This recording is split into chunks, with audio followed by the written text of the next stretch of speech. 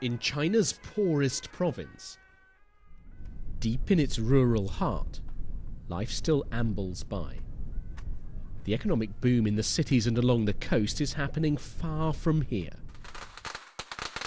Nevertheless, today they're celebrating Liu Dayi's first child. There's a banquet and gifts, a refrigerator, a new bed. He could never afford these himself. For farmer and labourer, he's earned nothing this year. He's one of over 100 million Chinese in its villages still living below the poverty line. It's not fair. I've been to the cities. The rich eat in fancy restaurants every day. My life doesn't compare. China's economic growth has been deeply unfair. Some have not benefited much. It's a problem China's next leaders know they must tackle.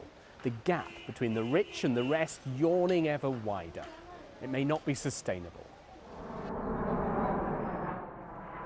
A 3-hour flight away is Beijing, a megacity of almost 20 million. It feels like a different country. The world's most expensive designer labels target a new class of urban elites. The poor are here too, alongside the fabulously wealthy who've joined the Global Rich League. Almost 1 million Chinese are now dollar millionaires. They dress in designer outfits which cost more than Liu Dayi in his village has had in his lifetime.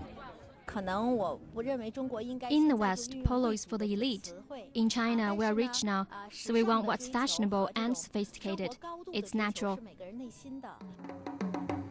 Nearby, a replica chateau, a playground for China's rising classes. They tread the grapes and sample the wines. Leisure and luxury, all new to China. The most pricey vintage costs £1,000 a bottle. £1,000 is what Jia Zheyao and Chao Pengfang are paying for their castle-themed wedding photos. His costume, a European dandy, part of the package. It's almost an entire month of their earnings as real estate agents. They're middle class, but they don't feel particularly well off. They can't afford to buy a flat in increasingly pricey Beijing. Our lives are better than the poorest, but far worse than the rich. It's not great. We're stuck in the middle. The poorest feel stuck too in the countryside.